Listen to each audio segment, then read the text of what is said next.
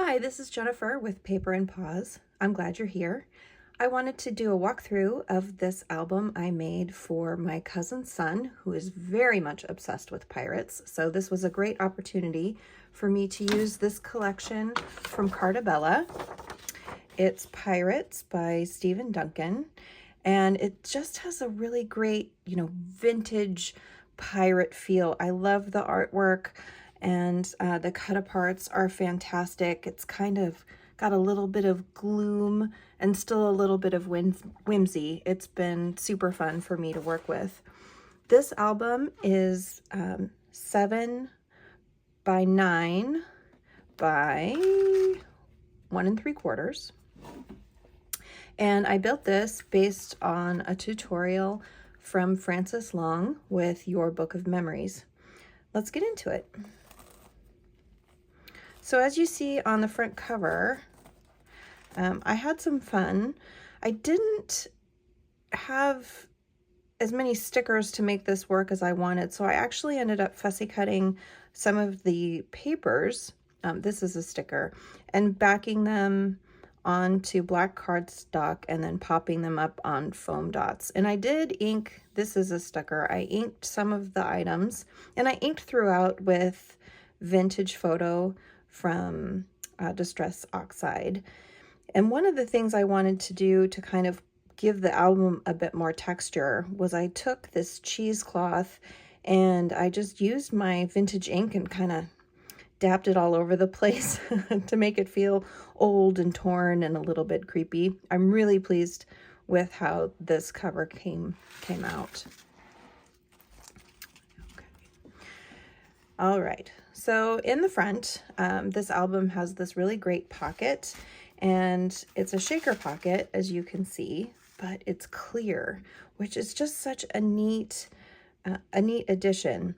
I like to talk about things I would do differently, and one of the things is that I didn't have any acetate, and so this pocket is actually made out of laminating sheets that I laminated and then tried to bend, and it didn't work as well as I wanted. You can see they're not sticking together especially well because it's so firm. But you know what? It is what it is, and I think it's going to be just fine because I am not rebuilding that sucker.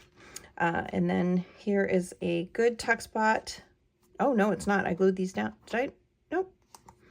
I don't know what I was thinking here. I glued the string, and I think, oh, this is just going to be some beautiful imagery. Okay.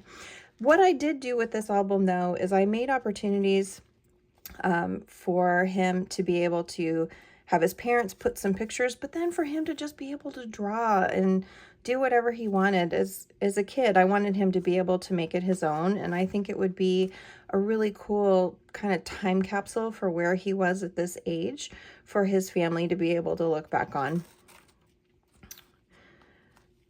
The album opens like so, and I did mark in pencil what size photo can go in places. I just think it's easier if you're printing photos off to be able to know, oh, if I trim it to this size, it's going to fit well. There is a pocket here made out of vellum, and then as we turn, another place for a photo, and this cool flip up that has lots of photos and some drawing space on it. And that does have a magnet. This is also a pocket page, and I put in a couple of sheets there.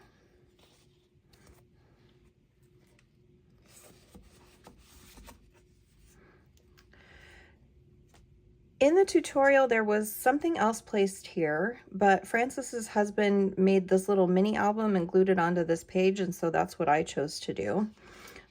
We have our happy singing pirate there, and it opens up. You've got a place for, if you wanted to put in a little 3x4 there, but this I liked. So it's not turned the right way. Maybe it's a sinking ship, but this is a piece of vellum that I put into that pocket, and then it's just a 3x4 cut apart. Let's sink the ship again. Boop. Oh, sorry for the sniff. And here we go. Tuck spot here. artwork or photo. And then as we get into the last page, this is a pocket with photo mats and drawing or journaling spaces ready. And this is pretty darn cool. This lifts out. So it looks like an envelope, but it's actually a photo mat.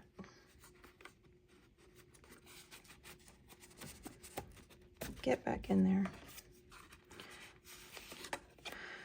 So I had a lot of fun making this album.